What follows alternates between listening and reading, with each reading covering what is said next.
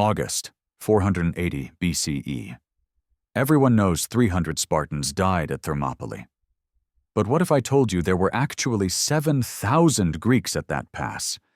And the allies Hollywood erased are the ones who turned it into the deadliest choke point in ancient history. The Thespians, the Arcadians, the Corinthians. Over a dozen Greek cities sent their best warriors to hold that narrow corridor. And when the final stand came, 700 men you've never heard of refused to leave.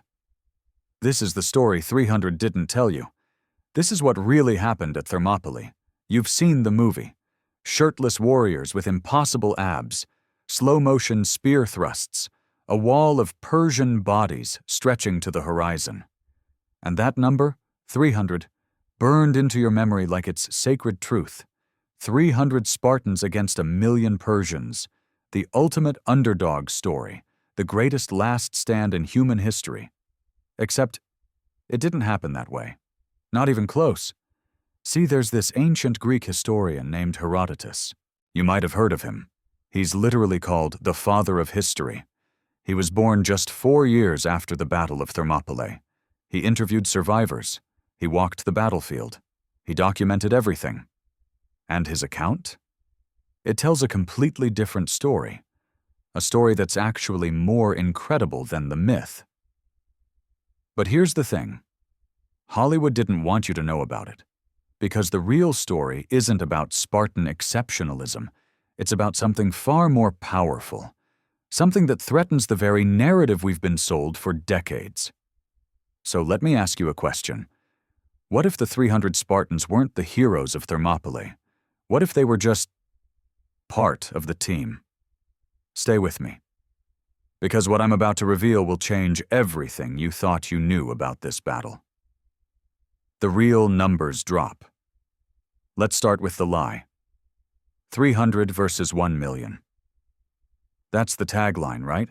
That's what makes the story legendary. 300 warriors holding back an endless tide of Persian invaders. Impossible odds. Supernatural courage. But here's the first crack in the myth. It wasn't 300. When the Greeks marched to Thermopylae in August of 480 BCE, they didn't send a skeleton crew. They sent an army. Herodotus counted them himself. And the number he gives us? 7,000. 7,000. Greeks.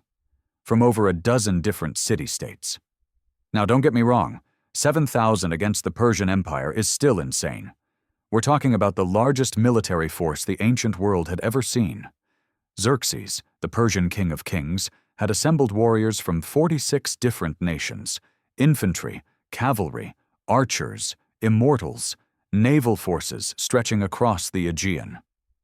But here's where it gets interesting. The Persians didn't have 1,000,000 soldiers.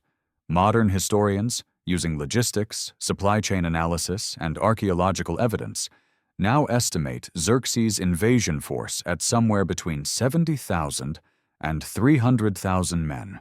Still massive, still terrifying, still the largest army Greece had ever faced. But not 1,000,000. So why does that matter? Because the real story isn't about 300 suicidal Spartans throwing themselves against impossible odds for glory. The real story is about strategy, coordination, engineering, and a coalition of Greek cities that, for one brief, shining moment, put aside centuries of rivalry to face a common enemy. This wasn't Sparta's last stand. This was Greece's first coalition defense. And that changes everything. Think about it. The Greeks knew they were outnumbered. They knew the Persians had more soldiers, more resources, more everything. So what did they do? They got smart. They found a place where Persian numbers wouldn't matter. A narrow coastal pass squeezed between the mountains and the sea. A corridor so tight that only a handful of men could fight at once. A place called Thermopylae. The Hot Gates. And they didn't just show up with 300 Spartans and hope for the best. They showed up with thousands. From cities you've never heard of. Cities whose names have been erased from the legend. Until now. Because in the next few minutes, I'm going to introduce you to the real heroes of Thermopylae. The ones who actually turned that pass into a killing ground. The ones who made the Persian Empire bleed and the ones who, when the final moment came, chose death over retreat, not because they were Spartans, but because they were Greeks. So who were they? Who were these 7,000 Greeks that history forgot? Let me take you back to that summer of 480 BCE. Xerxes is coming. Everyone knows it. Persian messengers have already visited Greek cities demanding earth and water, the traditional symbols of submission. Some cities surrendered. They had no choice. The Persian Empire stretched from Egypt to India. Resistance seemed like suicide, but others refused. And those who refused? They started talking to each other. Sparta, Athens, Corinth, Tegea, Thespiae, dozens of cities that had spent generations fighting each other suddenly realized they faced something bigger than their petty rivalries, something that would swallow them all if they didn't stand together. So they made a plan, and that plan required soldiers from everywhere. Roll call of the real heroes. Herodotus gives us the list, and I want you to really hear these names, because these aren't extras in a movie. These aren't background soldiers meant to make the Spartans look good. These are the men who held the line. 300 Spartans. Yes, they were there. The elite Spartiates, full citizens of the most militarized society in ancient Greece, trained from age 7 to be perfect killing machines, led by King Leonidas himself. But they weren't alone. 1,000 soldiers from Tegea and Mantinea, cities in the heart of the Peloponnese. Farmers and craftsmen who dropped their tools and picked up spears because their homeland was burning. 1,120 Arcadians. From the rugged mountain villages of central Greece, men who knew how to fight in rough terrain. Men who understood that the pass at Thermopylae was their kind of battlefield. 400 Corinthians. Corinth, one of the wealthiest cities in Greece, a naval power, a trading hub. They could have stayed home and protected their walls. Instead, they sent 400 of their best to die in a mountain pass. 200 from Phlius, a tiny city, barely a footnote in history. But they sent 200 men, everything they could spare. 80 from Mycenae. 80. Do you understand what that means? Mycenae was a shadow of its former glory by 480 BCE. The great citadel of Agamemnon was a small town clinging to ancient ruins, and they still sent 80 warriors to Thermopylae, 80 men who knew they might never come home. 700 Thespians. Remember that number, 700. Because these men, from a small city called Thespia in central Greece, are about to become the emotional heart of this entire story. They weren't famous. They weren't legendary warriors. They were ordinary Greeks who made an extraordinary choice. But we'll get to that. 400 Thebans. This one's complicated. Thebes would later side with Persia, and some historians think these 400 were sent as hostages to ensure Theban loyalty. Others think they were genuine volunteers. Either way, they were there. They fought. They died. 1,000 Phocians. These soldiers were assigned to guard a secret mountain path, the Anopaia Trail. We'll talk about that path later, because it's going to matter. A lot. And finally, the Locrians.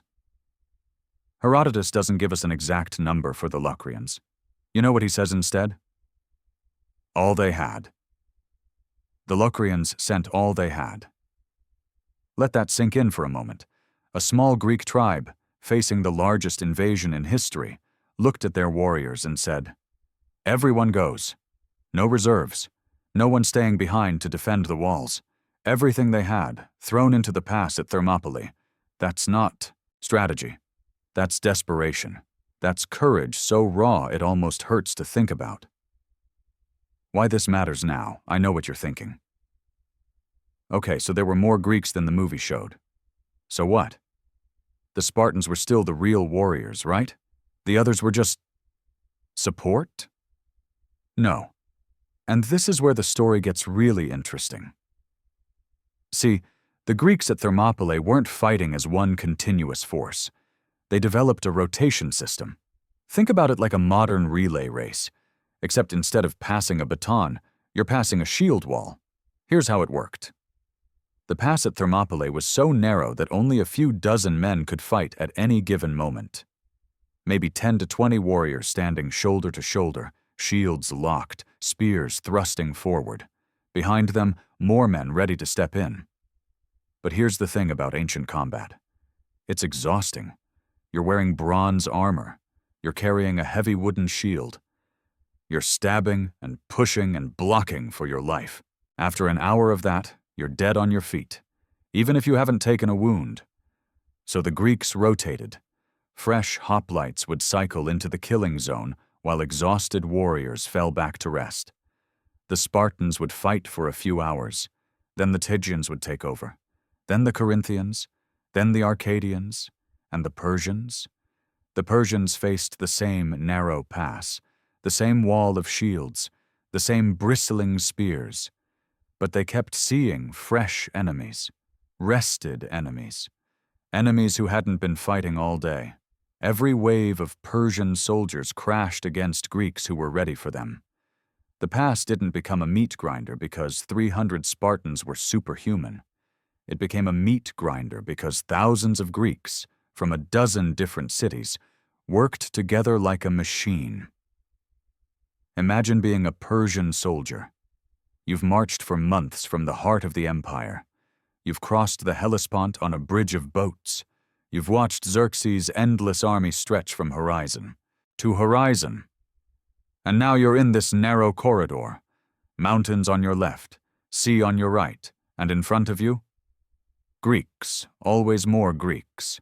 You kill one, and another steps forward. You push forward, and the man beside you falls. You look behind you, and there's nowhere to go. The press of your own army pushing you into the meat grinder, and the Greeks just keep rotating. They won't tire. They won't break. They won't stop. For 3 days, 3 impossible days. This is what the movies never show you. The Spartans weren't fighting alone in some heroic last stand from the beginning. They were part of a system, a coalition, a machine built from the warriors of a dozen cities who had never fought together before. And that machine? It was working. The Persians were dying by the thousands. Xerxes, watching from his golden throne on a nearby hillside, was reportedly furious. His immortals, the elite Persian guard, were thrown into the pass and thrown back with terrible losses.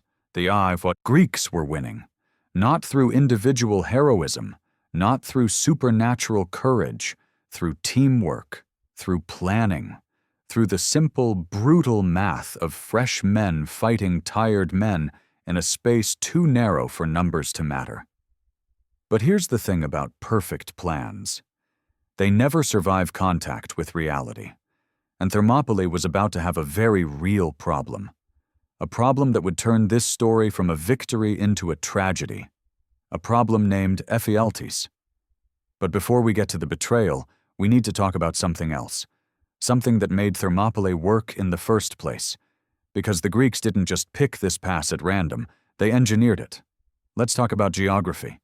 Because the Battle of Thermopylae wasn't won by muscles, it wasn't won by courage, it wasn't even won by superior training, it was won by terrain.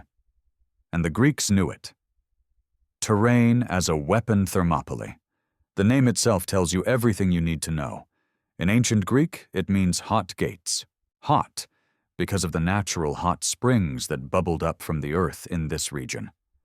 Gates, because this narrow coastal pass was literally a gateway. The only land route from northern Greece into the south. If you wanted to march an army into the heart of Greece, you had 2 choices. You could sail around the coast and risk your fleet, or you could march through Thermopylae. There was no third option. And here's what made this pass so special. In 480 BCE, Thermopylae looked nothing like it does today. Over 2,500 years, sediment has built up along the coast. The sea has retreated. What was once a narrow corridor is now a wide coastal plain. But back then, the pass was a death trap. Mountains rose sharply on the western side, the Calidromus Range, steep and impassable for any large force. On the eastern side, the Malian Gulf pressed right up against the cliffs. And between them, a strip of land so narrow that in some places only a single wagon could pass through. Picture it. Imagine a hallway, not a grand corridor in some palace, a narrow hallway, the kind you'd find in an old apartment building, maybe 10 feet wide, maybe less. Now imagine trying to fight in that hallway. You can't flank your enemy, you can't surround them. You can't use your superior numbers because there's physically no room. The men behind you are useless. They can't even see the enemy, let alone fight them. All that matters is the man directly in front of you, shield against shield, spear against spear, strength against strength. That's Thermopylae. The Greeks looked at this geography and saw something beautiful. They saw a place where the rules of warfare didn't apply, where an army of 100,000 was no more dangerous than an army of 1,000, because only a handful could fight at once. And in that handful, the Greeks were better. Man for man, the Greek hoplite was the finest heavy infantry in the ancient world. Their bronze armor was heavier. Their shields were larger. Their training was more rigorous. In an open field, Persian numbers would overwhelm them. But in a narrow pass? In a narrow pass, it was murder. The Phocian Wall. But the Greeks didn't just rely on geography. They improved it. When the Greek coalition arrived at Thermopylae, they found something interesting. An old wall, built by the Phocians, the local Greeks, generations earlier. It had fallen into disrepair, crumbling in places, barely standing in others. The Greeks rebuilt it. In a matter of days, they restored the ancient fortification. They piled stones. They reinforced weak points. They turned a ruined barrier into a functional defensive wall. And then they did something clever. They positioned themselves behind it. Think about what this means tactically. The Persians weren't just fighting against Greek soldiers. They were fighting against Greek soldiers behind a wall, in a narrow pass, with no way to go around. Every assault became a siege.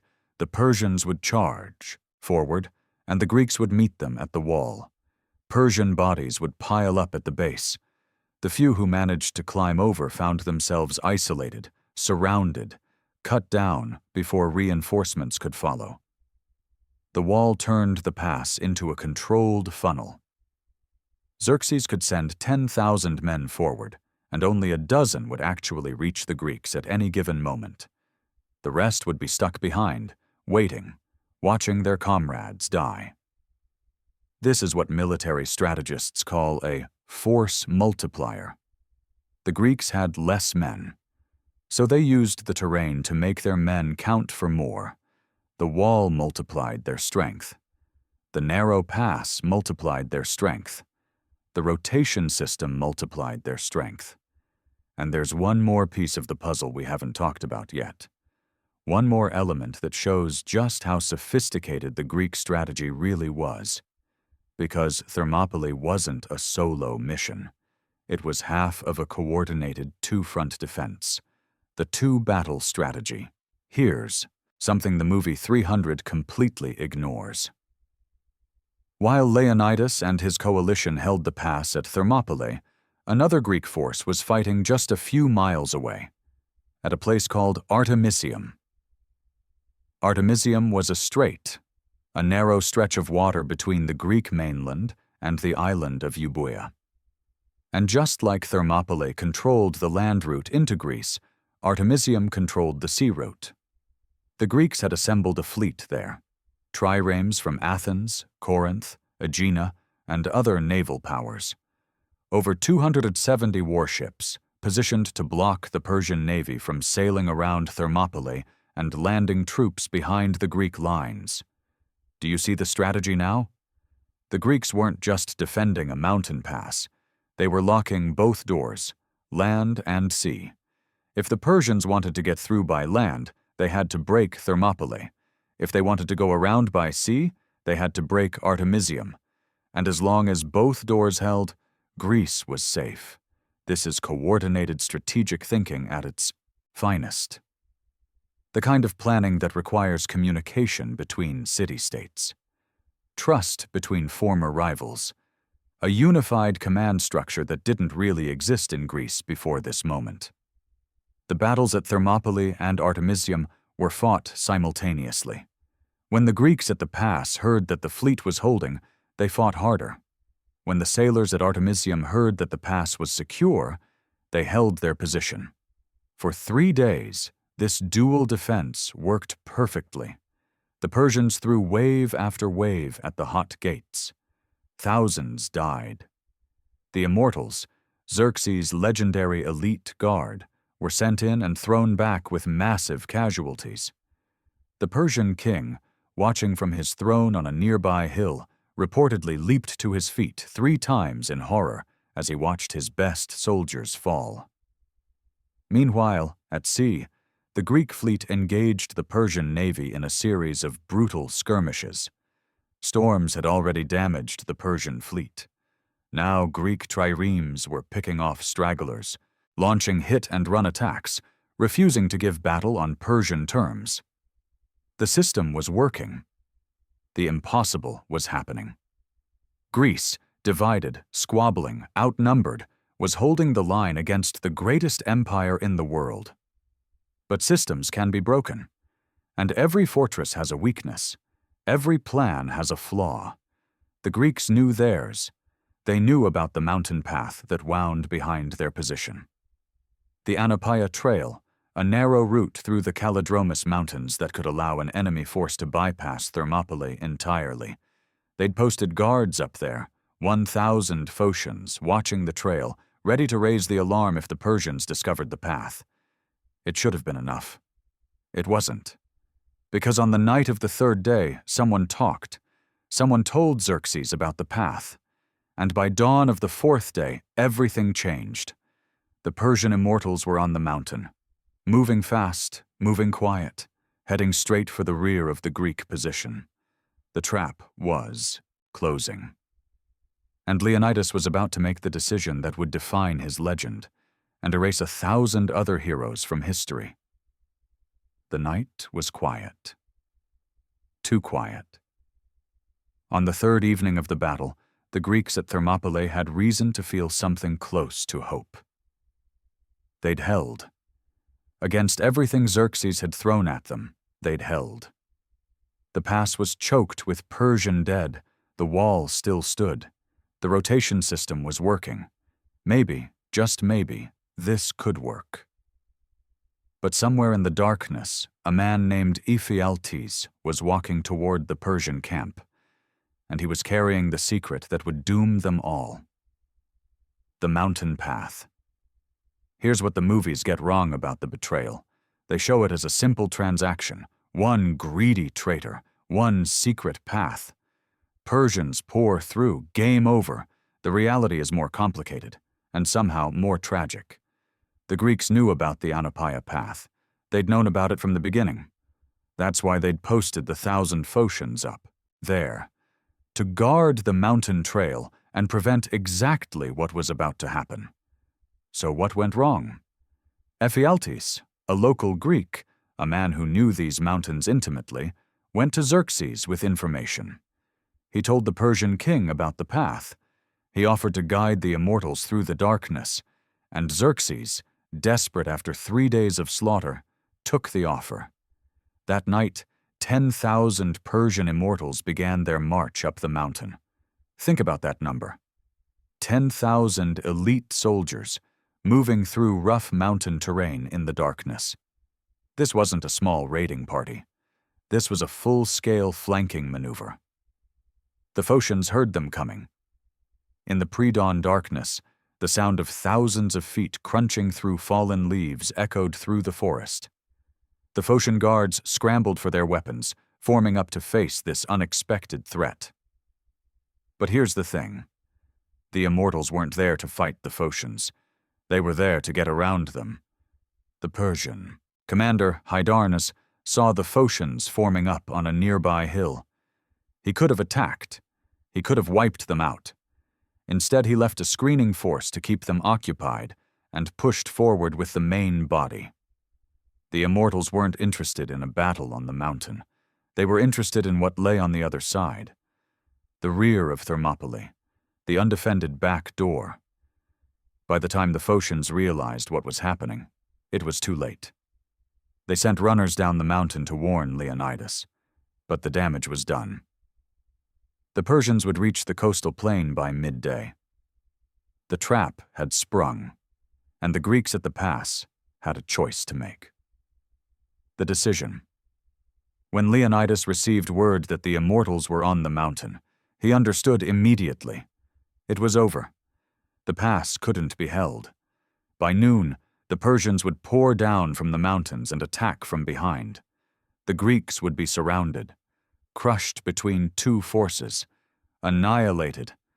The strategic position was lost. But Leonidas didn't order a full retreat. Not yet. First, he called a council. The commanders of each contingent gathered in the pre-dawn darkness to hear the news. The Spartans, the Thespians, the Thebans, the Corinthians, all of them facing the impossible question. What now? Leonidas gave them a choice. Those who wanted to leave could leave. No shame, no dishonor. The position was lost, and there was no tactical reason for everyone to die. Greece would need soldiers for the battles to come. Plataea, Salamis. The war wasn't over. It was just beginning. Go home, fight another day. Most of them took the offer. The Corinthians marched south. The Tegeans followed. The Mantineans, the Arcadians, the men from Phlius and Mycenae, one by one, the contingents withdrew from the pass.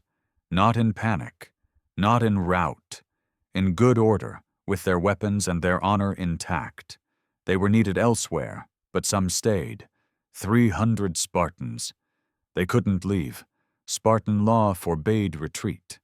Spartan culture demanded death before dishonor. Leonidas had brought them here knowing they might not return, and now that fate had arrived. They stayed.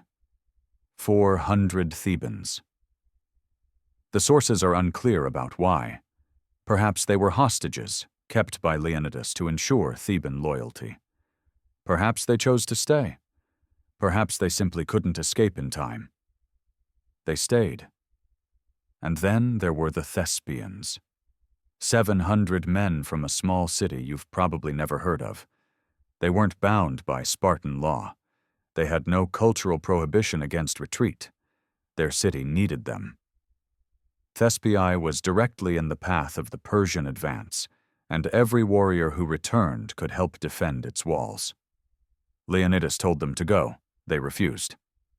The 700 Thespians. Let me tell you about Thespiae. It was a small city in Boeotia, central Greece. Not a major power, not a legendary warrior culture, just a modest polis of farmers and craftsmen, living in the shadow of more famous neighbors like Thebes and Athens. The Thespians had sent 700 men to Thermopylae, not because they were military geniuses, not because they had some special martial tradition, because it was the right thing to do. And when Leonidas told them the pass was lost, when he gave them permission to retreat, to save themselves, to live, the Thespians looked at the Spartans staying behind. And they made a choice. Their commander, Demophilus, spoke for all of them. They would stay. They would fight. They would die. Not for glory, not for fame, not because some law or tradition demanded it, because they refused to abandon their allies. Think about that for a moment. Really think about it. These weren't legendary warriors with 1,000 years of military tradition behind them. These were ordinary men. Farmers who'd learned to fight, craftsmen who'd picked up spears, fathers and sons and brothers who had families waiting for them back home. They knew what staying meant. They knew they were going to die. And they stayed anyway, because the Spartans were staying, and the Thespians would not let them die alone. This is the most heroic decision in the entire Battle of Thermopylae, and almost no one remembers it. The movies gave us 300. History gave us 700 more.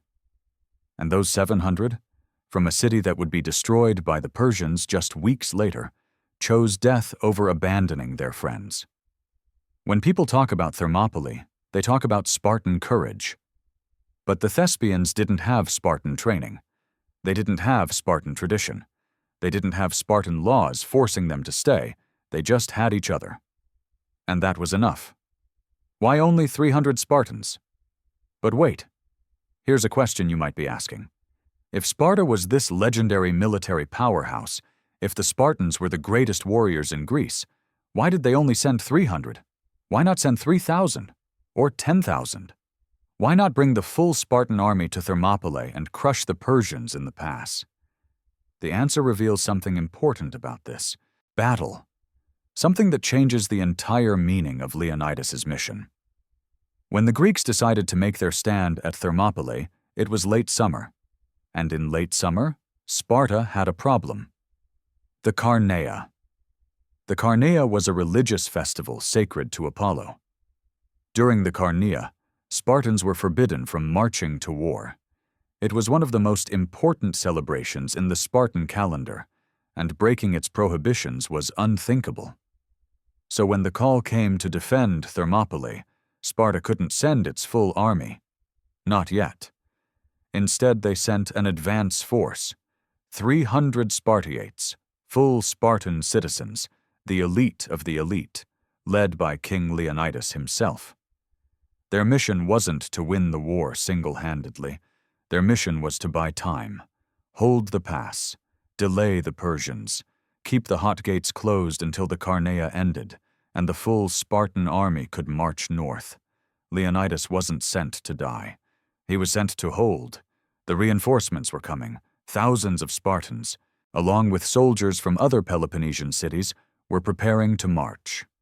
If Thermopylae could hold for a week, maybe 2, the full coalition would arrive. And with the full coalition, the Greeks could hold that pass forever. But the Persians found the mountain path. The flanking maneuver succeeded. The reinforcements never arrived in time. And Leonidas, faced with certain death, made the decision that would echo through history. He stayed. Not because he wanted to die, not because he was eager for glory, but because someone had to cover the retreat. Someone had to hold the Persians long enough for the rest of the Greek force to escape. Someone had to buy time. One last time. And so the final morning dawned. 300 Spartans, 700 Thespians, 400 Thebans, 1,400 men, give or take, against the entire Persian Empire. They knew they weren't going to survive. They fought anyway. The final morning. August 480 BCE. The 4th day at the pass. The sun rose over the Malian Gulf, painting the narrow corridor of Thermopylae in shades of gold and crimson. Behind the Greek position, dust clouds rose from the mountains. The immortals were coming down. In front, the Persian army stirred. Tens of thousands of soldiers preparing for what they knew would be the final assault. And in between, 1,400 Greeks, waiting. Leonidas didn't hide behind the Phocian wall this time. There was no point. The wall was designed to hold enemies in front. With Persians coming from behind, it was useless. So the Greeks advanced. They pushed forward into the wider part of the pass. More room to maneuver, more room to kill. If they were going to die, they would die on their feet, moving forward, taking as many Persians with them as possible. The fighting that morning was unlike anything that had come before. For 3 days, the Greeks had fought defensively, shield wall, controlled rotations, measured, disciplined, tactical. Not anymore. Now it was pure violence. The Greeks crashed into the Persian lines with desperate fury. Spears shattered, shields splintered. Men fought with swords, with knives, with bare hands and broken weapons. Leonidas himself was in the thick of it, surrounded by his royal guard, cutting down Persians until a spear finally found him. The king fell. But the fighting didn't stop. The Greeks fought over Leonidas's body. 4 times the Persians tried to take it. 4 times the Greeks drove them back. It became the center of the battle, a point of honor, of defiance, of impossible stubbornness. They couldn't win, they knew that, but they could make the Persians pay. And they did. When the immortals finally descended from the mountains, and the Greeks found themselves surrounded, they withdrew to a small hill behind the wall. The last defensible position. A tiny mound of earth where they could make their final stand. The Persians didn't close in for hand-to-hand combat. They'd learned their lesson. Instead, they stood back. Archers formed up, thousands of bows bent toward the sky, and then the arrows fell, like rain, like a thunderstorm. So many arrows that ancient sources claim they blocked out the sun. One by one, the Greeks fell. Spartans, Thespians, Thebans, shoulder to shoulder on that tiny hill, dying together as they had fought together. When it was finally over, when the last Greek had fallen and the pass was silent, Xerxes walked through the battlefield. He found Leonidas' body.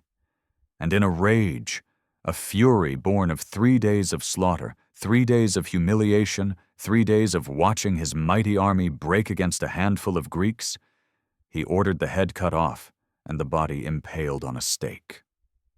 It was an act of desecration almost unheard of in ancient warfare. And it tells you everything you need to know about what those Greeks accomplished. They terrified him. Even in death, they terrified him. The themes Hollywood missed. So what's the real lesson of Thermopylae? Not the movie. Lesson. Not the 300 badasses versus the world lesson. The real one. First, coalition beats isolation. The Greeks at Thermopylae weren't a Spartan war party with some helpers. They were a genuine coalition. Soldiers from over a dozen city-states, fighting together, rotating together, bleeding together. This was remarkable. Greek city-states spent most of their history at each other's throats. Sparta and Athens were rivals. Corinth and Thebes had their own feuds. The idea of Greeks from different cities fighting under unified command was almost revolutionary. But at Thermopylae, they did it. And it worked. Not perfectly, not without friction, but well enough to hold the most powerful empire on earth for 3 impossible days. This lesson, coalition over isolation, would define the rest of the war. 1 year later, at the Battle of Plataea, the Greeks would assemble an even larger coalition. Spartans, Athenians, Corinthians, Tegeans, and dozens of other cities would fight side by side. And they would win.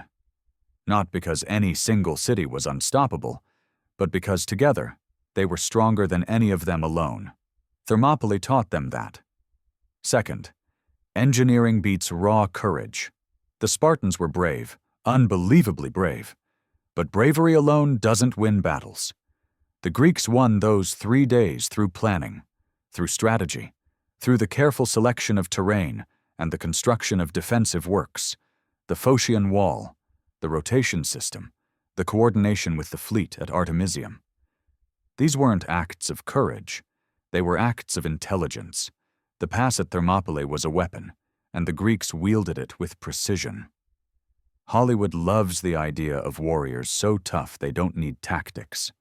Muscles and willpower conquering all. Reality is different. Reality is Greek engineers rebuilding an ancient wall in a matter of days. Reality is commanders coordinating troop rotations, so fresh men always faced tired enemies. Reality is strategists choosing exactly the right place to fight and refusing to give battle anywhere else. Courage got the Greeks to Thermopylae. Brains kept them there for 3 days. Third, sacrifice was shared. This might be the most important lesson of all. When we tell the story of Thermopylae, we focus on the Spartans. We honor their sacrifice. We remember their names. But what about the Thespians? 700 men who didn't have to stay, who weren't bound by law or tradition, who made a free choice, the freest choice imaginable, to die beside their allies. Their city, Thespiae, was destroyed by the Persians weeks later. The Thespians who died at Thermopylae never saw their homes again. Their families never recovered their bodies. And for over 2,000 years, almost nobody remembered them. The Spartans got the glory. The Spartans got the movie. The Spartans got the legend. The Thespians got a footnote. That's not fair. Those 700 men made the same sacrifice as the 300 Spartans. They faced the same arrows. They died on the same hill. Their blood mixed with Spartan blood in the dust of the hot gates. They deserve to be remembered. So do the Mycenaeans, the Arcadians, the Corinthians who fought for 3 days before withdrawing, the Phocians who tried and failed to hold the mountain path, the Locrians who sent all they had. Thermopylae wasn't a Spartan story, it was a Greek story, and the Greeks who died there came from everywhere. The real legacy. So what did Thermopylae actually accomplish? The movies make it seem like a glorious defeat, a moral victory, a sacrifice that inspired Greece but didn't really change anything military. That's not quite right. Thermopylae bought time. 3 days. That's what the Greeks purchased with their blood. 3 days for the fleet to withdraw from Artemisium in good order. 3 days for Athens to evacuate its civilian population. 3 days for the Peloponnesian cities to prepare their defenses. 3 days that allowed Greece to survive, long enough to win. Because Thermopylae wasn't the end. A month later, the Greek fleet would meet the Persians at Salamis. In the narrow straits near Athens, the outnumbered Greek triremes would destroy the Persian navy in one of the most decisive battles in ancient history. And 1 year after Thermopylae, at the Battle of Plataea, the Greeks would have their revenge. The coalition came back. Bigger this time. Stronger. Battle-hardened and unified in a way that would have seemed impossible before the war began. Spartans fought beside Athenians, Corinthians beside Tegeans, Greeks from dozens of cities, standing in the same phalanx, facing the same enemy. And this time, they won. The Persian army was shattered. Xerxes' general, Mardonius, was killed. The invasion was over. Greece was free. None of that happens without Thermopylae, not because 300 Spartans were superhuman, but because 7,000 Greeks, from across the fractured, squabbling Greek world, proved that unity was possible, that the cities could work together, that a coalition could stand against an empire. Thermopylae didn't just inspire Greece, it showed Greece what Greece could be. So, yes, 300 Spartans died at Thermopylae. The legend is true. Leonidas and his royal guard fought to the last man, surrounded by enemies, defiant until the final arrow fell. But they didn't die alone. 700 Thespians died with them, farmers and craftsmen from a small city, choosing death over abandoning their allies. Men whose names we've forgotten, whose faces are lost to history, whose sacrifice has been overshadowed by Spartan legend for 2,000 years. And before that final morning, thousands more Greeks held the pass, Arcadians and Corinthians, Tegeans and Mantineans, men from Phlius and Mycenae, Locrians who gave everything they had. For 3 days, they turned Thermopylae into a meat grinder, not because any one of them was superhuman, but because they fought together. The pass became the deadliest choke point in ancient history because thousands of Greeks, from dozens of cities that had spent generations as rivals, chose to stand as one.